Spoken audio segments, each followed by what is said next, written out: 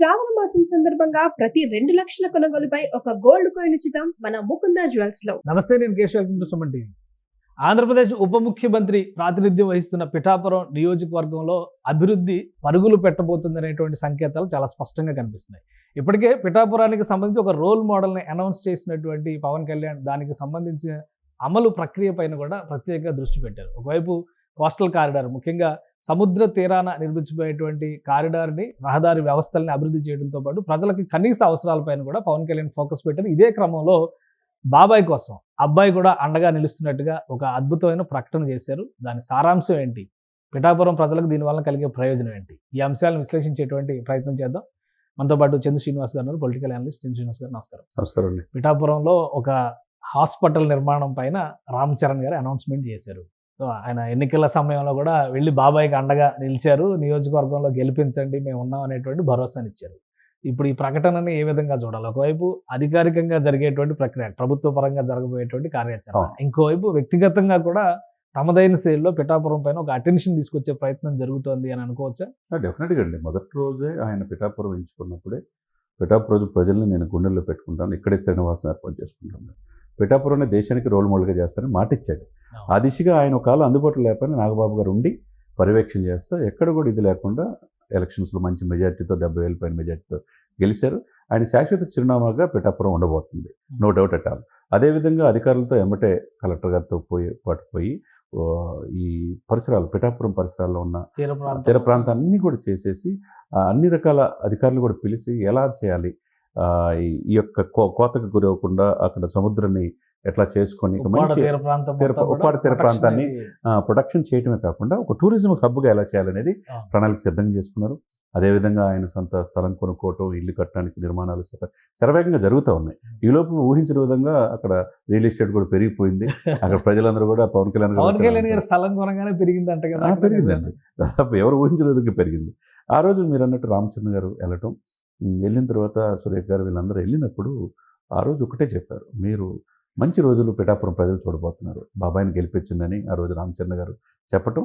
ఇప్పుడు ఉపాసన గారు, రామచంద్ర గారు ఇద్దరు కలిసి అక్కడ 10 ఎకరాలు కొన్నట్టుగా తెలుస్తుంది.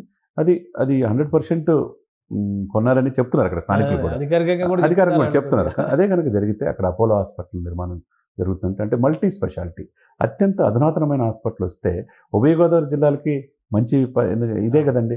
ఎక్కడ ఏదైనా చిన్న హార్ట్ అటాక్, చాలా సీరియస్ కేసులు ఉంటే మొత్తం కూడా హైదరాబాద్ అపోలోకో, కేర్కో, ఎక్కడికో రావాల్సి, కిమ్స్కో రావాల్సిన పరిస్థితి. మామూలు ప్రభుత్వ ఆసుపత్రులు ఐదుగా చూసినా గానీ విజయవాడ, గుంటూరు లేదా వైజాగ్ అంతే, మధ్యలో ఎక్కడ అంత పెద్ద లేవు.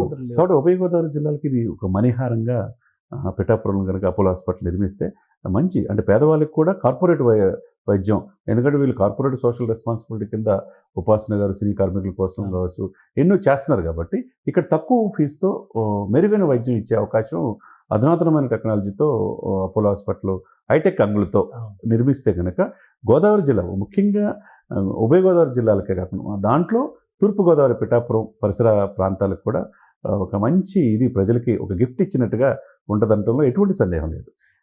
జనసేన మేనిఫెస్టోలో ఆరోగ్య రక్ష పథకం గురించి ఒక ప్రకటన చేసి 25 లక్షల బీమా తెరపైకి తీసుకొచ్చి అప్పుడు అనౌన్స్ చేశారు. ఇప్పుడు ఆరోగ్యశ్రీని తూట్లు పొడుస్తున్నారు అని చెప్పని విపక్షాల్లో ఆరోపణ జరుగుతుంది. ఆల్రెడీ షర్మిల గారు దాని మీద చాలా ఫైర్ అవుతా ఉన్నారు. సో ఇప్పుడు ఈ కార్పొరేట్ వైద్యాన్ని అందించే క్రమంలో కేంద్ర ప్రభుత్వం కూడా ఆయుష్మాన్ భవ కింద ఆరోగ్య సురక్ష అనేటువంటి స్కీమ్ని తీసుకొచ్చింది. సో వీటన్నిటిని ఇంటిగ్రేట్ చేయడం ద్వారా కార్పొరేట్ వైద్యం పేదలకు అందుబాటులోకి వస్తుంది అని అనుకోవచ్చు. తప్పకుండా. అంటే చంద్రబాబు నాయుడు గారికి అది దూరదృష్టి మొదటి నుంచి ఉన్నది.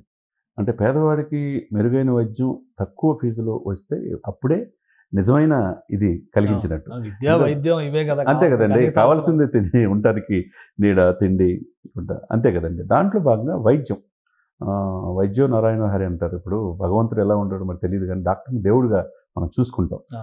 ఎందుకంటే మనల్ని దాని నుంచి బయటపడేసేది అతనే కాబట్టి, అతను చూస్తాం కాబట్టి ఇటువంటి వైద్యం, కార్పొరేట్ వైద్యం తక్కువ ఫీజులో ఇది కావడానికి, అక్కడ ఇంటిగ్రేట్ వ్యవస్థలను చేయడానికి ఎదురికి కేంద్ర ప్రభుత్వం ఆయుష్మాన్ భారత్లో ఉంది కాబట్టి పేదవాళ్ళకు కూడా తక్కువ ఫీజులో వైద్యం అందించాలని చెప్పేసి ప్రకటిస్తున్నారు. కాబట్టి ఇది కనుక అపోలో హాస్పిటల్ కనుక నిర్మాణం అయితే కనుక మీరన్నట్టు విశాఖపట్నంకి హైదరాబాద్కి వెళ్ళాల్సిన పనిలే. అవును. గోదావరి జిల్లాలో ఎక్కడో గోదావరి ప్రకాశం, జిల్లాలకి అదొక ఇంపార్టెంట్ అటు ప్రకాశం, గుంటూరు, ఇటు చిత్తూరు నుంచి కూడా ఇక్కడికి గోదావరి జిల్లా సెంటర్ పాయింట్ ఆఫ్ వ్యూ అవుతుంది కాబట్టి ఇక్కడ వెళ్ళే అవకాశం ఉంటుంది. అంటే త్వరితగతిన వీళ్ళ చేతిలో యంత్రాంగం, డబ్బు ఉంది కాబట్టి చెన్నై అపోలో అంటే పెద్ద సామ్రాజ్యం. అవును. దాదాపు నాట్ ఓన్లీ ఇండియా కాకుండా దాదాపు 35 దేశాల్లో అంటే వాళ్ళ చెన్నై హైదరాబాద్ తర్వాత ఒక కీ సెంటర్ కోస్టల్ బెల్ట్ లో అయ్యే అవకాశం ఉంది. డెఫినెట్గా అవుతుంది. ఇప్పుడు చెన్నై అపోలోకి ఆగిపట్టండి, మొత్తం నడిపించేది చెన్నై. ఆ తర్వాత హైదరాబాద్, తర్వాత ఢిల్లీలో ఉంది.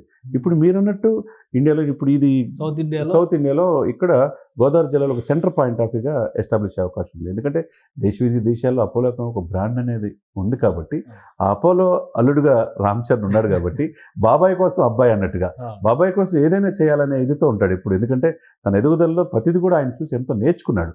అదే సమయంలో ఉపాసన గారు వాళ్ళ ఇంటికి కోడలు అవ్వటం, ఆమె కూడా ఈ స్వచ్ఛంద సంస్థలు ఆమె కూడా దీన్ని అపోలో చారిటీని ముందుకు తీసుకెళ్ళడానికి ఎప్పుడు ఉంటుంది. మావయ్య గారి కోసం, మావయ్య గారు అని చెప్పి, అత్తయ్య గారు అని చెప్పి ఆ ఇంట్లో ఆమె కోడలు గారు కూతురుగా ఉన్నది. అందులో వాళ్ళ అమ్మాయి క్లింకార పుట్టిన తర్వాత వాళ్ళకి ఇంకా అదృష్టం అన్నీ కలిసి వస్తున్నాయి. కలిసి వచ్చే క్రమంలో అన్నంతా మెగా ఫ్యామిలీలో ప్రతిదీ పండగలాగానే ఉంది ఆ వాతావరణం. ఇది కూడా నిర్మిస్తే కనుక అపోలో హాస్పిటల్ మంచి పరిణామంగా ఆంధ్రప్రదేశ్ ప్రజలకి ఒక అవకాశం, ఒక మంచి హెల్త్ హాస్పిటల్లో వాళ్ళు మెరుగైన వైద్యం అందే అవకాశం. పవన్ కళ్యాణ్ గారు ఇంకా కొన్ని హామీలు ఇచ్చారు. టూరిజం సర్క్యూట్స్ డెవలప్మెంట్, అలానే ఆ తీర ప్రాంతంలో రిసార్ట్స్ కానీ లేదంటే రిక్రియేషన్ కానీ టూరిజం బేస్డ్ సెంటర్స్ డెవలప్ చేస్తాను. గత ప్రభుత్వం 5 ఏళ్లలో 250 కోట్లు టూరిజం మీద ఖర్చు పెట్టిందని మొన్న లెక్కలు రిలీజ్ చేశారు. 250 కోట్లు ఖర్చు పెట్టారు, కానీ అక్కడ ప్యాలెస్ కి మాత్రం 600 కోట్లు ఖర్చు పెట్టారు. టూరిజం మొత్తానికి 250 కోట్లు ఖర్చు పెట్టారు. ఇప్పుడు టూరిజం పరిస్థితి ఎలా ఉండొచ్చు? ఎందుకంటే పవన్ కళ్యాణ్ గారి జనసేన పార్టీ నాయకులు దుర్గేష్ గారు ఉన్నారు, కందుల దుర్గేష్ గారు మంత్రిగా ఉన్నారు కాబట్టి, సో ఇదంతా కలిపి అటు కాకినాడ, విశాఖపట్నం నుంచి కాకినాడ మధ్యలో పిఠాపురం ఈ డెవలప్మెంట్ మోడల్ పూర్తిగా మారే అవకాశం డెఫినెట్గా. గత 5 సంవత్సరాలు టూరిజంని నిర్వీర్యం చేశారు. ఎందుకంటే నేను గోదావరి జిల్లాలో ఉంది కాబట్టి అప్పుడప్పుడు దిండి రిసార్ట్స్కి వెళ్తూ ఉంటాం సంక్రాంతి వేడుకలకు. మరి దిండి రిసార్ట్స్ అంతా మొత్తం నిర్వీర్యం చేశారు సార్. అంటే పట్టించుకోవాలా. 250 కోట్లు అంటే ఎంత? ఆమె కూడా తిరుమల వెళ్తాం, వాళ్ళ బంధువులను తీసుకెళ్తాం, ఎంక్వైరీ జరుగుతుంది. ఆమె రాష్ట్ర సరిహద్దు దాటి వేరే రాష్ట్రం వెళ్ళిపోయింది. అవన్నీ కూడా ఆమెకి ఎన్ని రిఫరెన్స్లు, ఎంత తిరుమల తీసుకెళ్తున్నాము, కానీ టూరిజం డెవలప్ చేసే ఆలోచన ఎప్పుడు ఆమె చూపించాలి. ఇప్పుడు కందుల దుర్గేష్ అదృష్టశాత్తు జనసేన నాయకులు అవటం, జనసేన మంత్రి అవటం, ఆ దుర్గేష్ టూరిజం ఏ విధంగా డెవలప్ చేయాలా అనే పాయింట్ ఆఫ్ వ్యూలో కాన్సన్ట్రేషన్ చేస్తున్నారు. మీరు 500-600 కోట్లు విలాసవంతమైన భవనాలు కట్టుకున్నారే కానీ ప్రకృతిని ఇచ్చేసి కొండలను కూడా తొలిచేసి అదేదో టూరిజం మీద పెడితే తీర ప్రాంతం అంత ఉంది. 974 కిలోమీటర్లు గుజరాత్ తర్వాత మంచి ఇండస్ట్రీస్ ఉండే, రిక్రియేషన్స్ ఉండాలండి. టూరిజం డెవలప్ అయితేనే ఆదాయం వస్తుంది.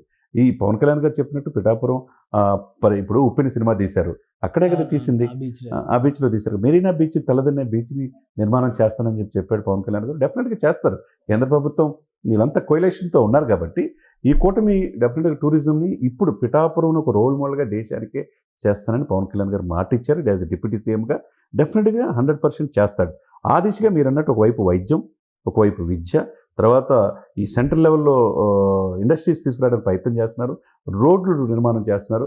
ఎడిదిరిగి ల్యాండ్ డెవలప్మెంట్, ల్యాండ్ నిర్వీర్యం అయిపోయింది గత 5 సంవత్సరాలు. ఇప్పుడు పిఠాపురంతో ఈ ప్రభుత్వ కూటమి వచ్చిన తర్వాత అమరావతి ల్యాండ్స్ కావచ్చు, ఇటు గోదావరి జిల్లాలో కావచ్చు, ల్యాండ్స్ కూడా రేట్లు పెరిగినాయి. ఒక మంచి పరిణామంగా మనం చూడాలి. థ్యాంక్ యూ శ్రీనివాస్ గారు.